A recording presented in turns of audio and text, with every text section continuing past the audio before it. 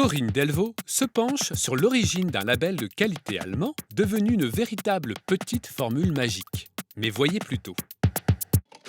Made in Germany. Trois mots. Trois mots anglais pour décrire un phénomène allemand, une formule magique synonyme de qualité, de robustesse, de production qui cherche son pareil dans le monde. Penchons-nous sur l'origine de cette expression. Elle est anglaise et pour cause, ce sont les Anglais qui l'ont créée. Mais attention, ils ne l'ont pas fait pour vanter les produits allemands, bien au contraire. À la fin du XIXe siècle, la révolution industrielle a développé les échanges commerciaux entre les pays.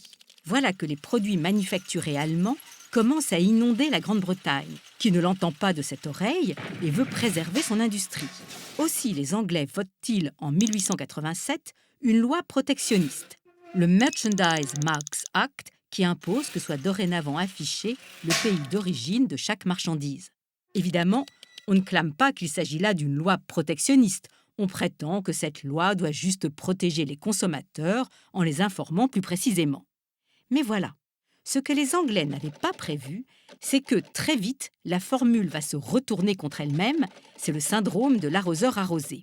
Car les Anglais se mettent à repérer ces produits made in Germany, qui se révèlent de fort bonne qualité, notamment les machines-outils de l'inventeur et entrepreneur de Chemnitz, Johann von Zimmermann. Des machines ingénieuses et qui ne tombent pas en panne. Pourquoi l'industrie allemande est-elle si performante ? Peut-être parce que l'unité de l'État allemand étant tardive, rappelons-le, elle date de 1871, l'essor industriel est plus tardif lui aussi, comparé aux autres pays comme l'Angleterre ou la France. En se développant après les autres, l'industrie allemande a appris des autres. On peut dire qu'elle est alors plus moderne.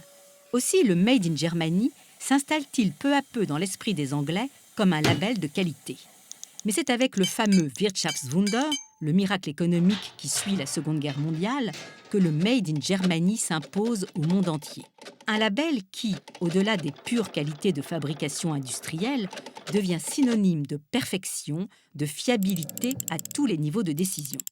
Passons rapidement sur la guéguerre que se livrent les deux Allemagnes pendant la guerre froide, des deux côtés du rideau de fer, pour s'approprier le slogan et qui pousse l'Allemagne de l'Ouest à apposer parfois l'inscription « Made in West Germany ». De nos jours, les vertus du Made in Germany sont toujours fortement inscrites dans les esprits. Ainsi, plusieurs enquêtes montrent que le slogan « Made in Germany » est souvent plus important que le nom de la marque elle-même dans le choix du consommateur. Aussi, l'Allemagne fait-elle partie des pays qui bataillent avec fermeté contre les velléités de l'Union européenne quand elle désire augmenter la traçabilité des produits et donc légiférer sur l'utilisation des logos nationaux. Les produits, dont une grande partie est réalisée dans des pays tiers, ne pourraient plus afficher le label d'excellence « Made in Germany ». Une mesure que redoutent les exportateurs allemands. Bon nombre de produits allemands rentrant dans cette catégorie, seul l'assemblage ou une partie de la finition se faisant sur le sol allemand. Ils risquent donc de perdre le fameux logo. Pourtant, le logo n'est plus tout à fait ce qu'il était. Ces dernières années, il a pris un peu de plomb dans l'aile. Si, pour les Allemands eux-mêmes, une sorte de rupture s'est probablement effectuée avec la catastrophe ferroviaire de Eschede, qui, en 1998, a coûté la vie à plus de 100 personnes, sur le plan international, c'est surtout avec la terrible histoire du trucage des tests de pollution des voitures diesel chez Volkswagen que le label a subi un coup dur. Un scandale qui, dans l'esprit des consommateurs, aurait peut-être pu toucher n'importe quel constructeur automobile, mais certainement pas le plus grand d'entre eux, le si sérieux Volkswagen.